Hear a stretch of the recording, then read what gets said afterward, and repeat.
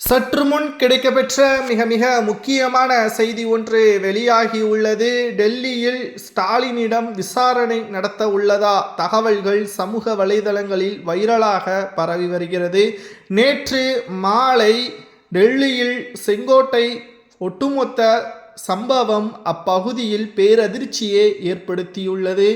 பிரதமர் மோடி தன்னுடைய இரங்கலையும் தெரிவித்துள்ளார். அந்த அசம்பாவிதத்திற்கு யார் காரணம், இதன் பின்னணியில் யார் இருக்கிறார், அதாவது இன்று பீகார் சட்டசபை தேர்தல் நடைபெறக்கூடிய நிலையில் ஒட்டுமொத்தமாக பாஜக அரசின் மீது பழிபோடும் விதமாகவும் தற்பொழுது இதற்கெல்லாம் பாஜக தான் காரணம், தேர்தலை திசை திருப்புவதற்கும் ஒட்டுமொத்த கவனத்தையும் டெல்லியை நோக்கி பார்ப்பதற்கும் பாஜக திட்டம் போட்டுவிட்டது என்றும் ஒரு குறிப்பிட்ட தகவல்கள் சமூக வலைதளங்களில் முன்வைக்கப்பட்டு வருகிறது.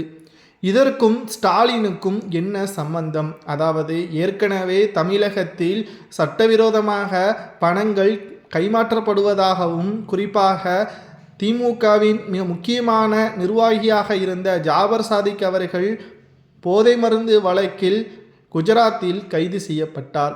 அவரிடம் பரிசோதனை செய்த பொழுது அவரிடம் திமுகவின் உறுப்பினர் அட்டையும் திமுகவின் மிக முக்கியமான பொறுப்பில் இருப்பதாகவும் அவரை தெரிவித்திருந்தார்.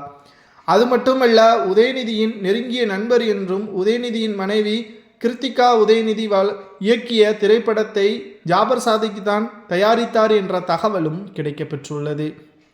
இதனால் ஜாபர் சாதிக்கிற்கும் ஒட்டுமொத்தமாக டெல்லியில் நடைபெற்ற துயர சம்பவத்திற்கும் தொடர்பு இருக்கிறதா? விசாரணையும் நடத்தப்பட்டு வருகிறது.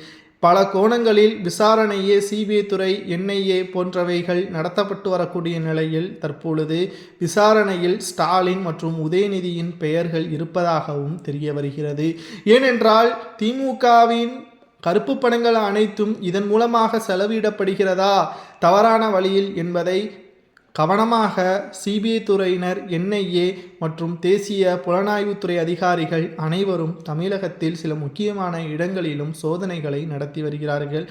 தற்பொழுது ஜாபர் சாதிக் காவல்துறையின் கட்டுப்பாட்டில்தான் இருந்தாலும் அவர் மூலமாக யாருக்கும் தொடர்பு இருக்கிறதா? திமுகவின் ஒட்டுமொத்த மூத்த நிர்வாகிகளுக்கும் தொடர்பு இருக்கிறதா? ஜாபர் சாதிக்கு பணம் எங்கிருந்து வருகிறது என்ற உண்மையையும் கண்டுபிடித்து வருகிறார்கள். அதன் அடிப்படையில் ஸ்டாலினிடம் விசாரணை நடத்துவது சரியா தவறா என்பதை மக்களாகிய நீங்கள் கூறுங்கள்.